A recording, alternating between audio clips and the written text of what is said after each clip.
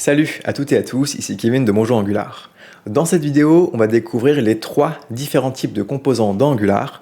On va voir à quoi ils servent, quelles sont leurs responsabilités et comment les utiliser efficacement pour obtenir une application facile à comprendre et donc à faire évoluer. Alors, il y a peut-être un truc qui vous semble bizarre, c'est que je vous parle de trois différents types de composants.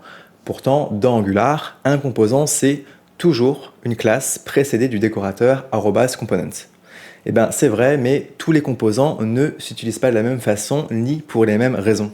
Par exemple, certains d'entre eux peuvent être réutilisés plusieurs fois dans votre application et d'autres vont servir au routing ou encore à contenir des fonctionnalités bien précises.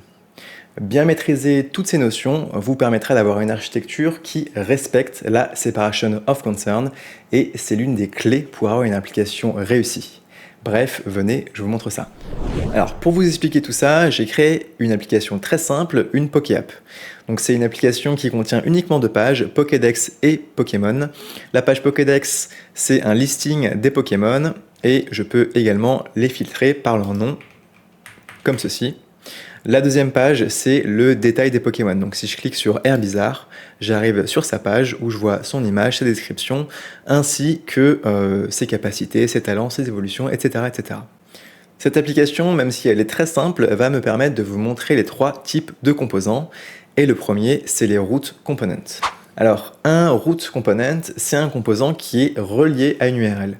Par exemple, lorsque je navigue sur /Pokédex, mon application va afficher le root component pokédex.component.ts et il possède le code pour afficher la liste de Pokémon et l'input de filtre. Donc pareil sur l'URL Pokémon/nom du Pokémon qui est relié à pokémon.component.ts et qui affiche le détail des Pokémon. Alors pour mieux comprendre comment ça marche, on va regarder le code de pokédex.component.ts. En fait, c'est un composant très simple qui s'appelle Pokédex Component et qui va utiliser deux autres composants dans son template. Le premier, c'est Pokémon Filter, qui représente l'input de filtre, et Pokémon List, qui représente la liste de Pokémon elle-même. Comme vous pouvez le voir, donc Pokédex Component, il va utiliser d'autres composants pour constituer la page et il va comme ça placer les éléments, mettre un peu de padding, un peu de margin, etc. Dans le composant Pokémon Component, donc l'autre page, je fais un peu plus de choses. D'abord, je vais récupérer le Pokémon qui se trouve dans mon service, puis dans mon template, si celui-ci n'existe pas, j'affiche un message d'erreur. Et s'il existe, j'affiche donc les composants Pokémon Hero et Pokémon Details que je vais positionner avec un peu de CSS et qui représentent respectivement l'image et la description de mon Pokémon et les détails du Pokémon. Donc, comme vous le voyez, un root component, il va servir à orchestrer la page.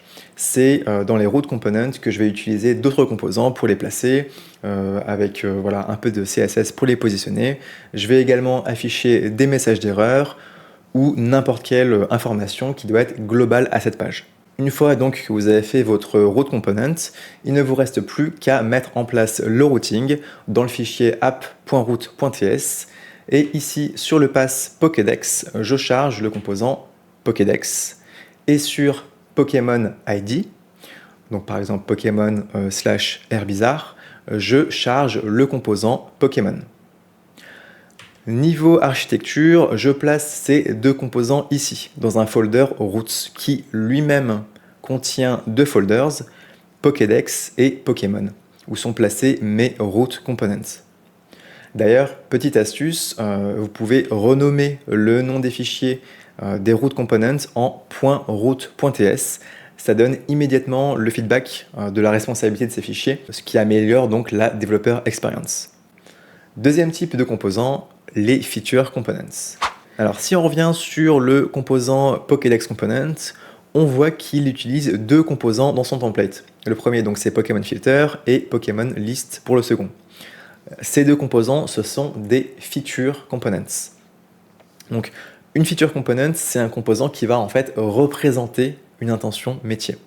Il va servir un seul but précis, donc il aura une responsabilité très limitée, puisqu'il n'en aura qu'une seule, Et là, en l'occurrence, on va regarder comme exemple Pokémon Filter. Ce composant, en fait, il va uniquement afficher le composant Textbox, ici, qui est un composant que j'ai moi-même créé et que je vais vous montrer dans un instant. Et lorsque l'utilisateur il tape dans le champ, donc dans Textbox, ça va exécuter la fonction setPokémonNameFilter qui va mettre à jour un signal dans le store Pokémon List Store. Donc un store, pour information, c'est juste un service et plus précisément un injectable qui va contenir vos données et les méthodes qui vont modifier ces données. Alors, comme vous le voyez, ce composant, il a une seule responsabilité, c'est celle d'afficher les filtres et de gérer l'interaction avec ces filtres-là. À aucun moment, ce composant il va appeler une fonction qui va faire un collage TTP ou qui va modifier la liste de Pokémon. Donc voilà pour Pokémon Filter. Pour l'autre composant Pokémon List, je vais tout d'abord récupérer la liste des Pokémon filtrés, puis je boucle dessus pour afficher les Pokémon dans un composant card que j'ai moi-même créé. Ce composant Pokémon List, il a également une seule responsabilité, c'est d'afficher des Pokémon qu'il récupère de son propre store et c'est tout. En résumé, un feature component, c'est un composant qui représente une seule fonctionnalité et qui va être utilisé le plus souvent dans les templates des root components. Les feature components vont souvent injecter des services pour récupérer les données dont ils ont besoin, mais ils peuvent aussi les récupérer via des inputs grâce aux root components parents. Mais personnellement, je préfère obtenir les données dont ils ont besoin en injectant les services plutôt qu'utiliser les inputs parce que sinon, souvent, il va en résulter que les root components ils vont être extrêmement chargés et parce que voilà, ils vont gérer beaucoup d'inputs, beaucoup d'outputs et en plus, ça pallie au props drilling. Le props drilling, c'est quand vous faites passer des données en input sur plusieurs niveaux à vos composants enfants. Et si vous avez beaucoup de composants enfants imbriqués, ça devient vite pénible à maintenir parce que dès qu'une donnée elle change, vous devez modifier toute la chaîne de composants et d'input et d'output et voilà, donc ça devient très vite complexe tandis qu'un service c'est uniquement ici que ça se passe, c'est la seule source de vérité de la donnée plutôt que de la mettre dans un composant. Donc niveau architecture, les feature components, je les place à côté de là où ils sont utilisés, c'est-à-dire dans le scope Pokédex, dans le folder Pokédex, et plus précisément, elles sont utilisées dans le root component, et c'est pour ça qu'elles sont à côté du fichier pokédex.root.ts. Mettre les fichiers à côté de là où ils sont utilisés, c'est ce qu'on appelle la code collocation, et ça favorise énormément la developer experience. Et pour terminer, le troisième type de composant, c'est les presentational components. Si on revient sur Pokémon Filter, on voit que j'utilise le composant Textbox. Textbox, ici, c'est un presentational component. Un presentational component, c'est un composant qui est purement visuel, qui va représenter souvent des tableaux, des champs texte, des cards, donc plein de composants non métiers réutilisables à travers votre application. Et là, c'est le cas pour Textbox. Si on regarde à quoi ressemble ce presentational component Textbox, eh bien en fait, on se rend compte qu'il est très simple.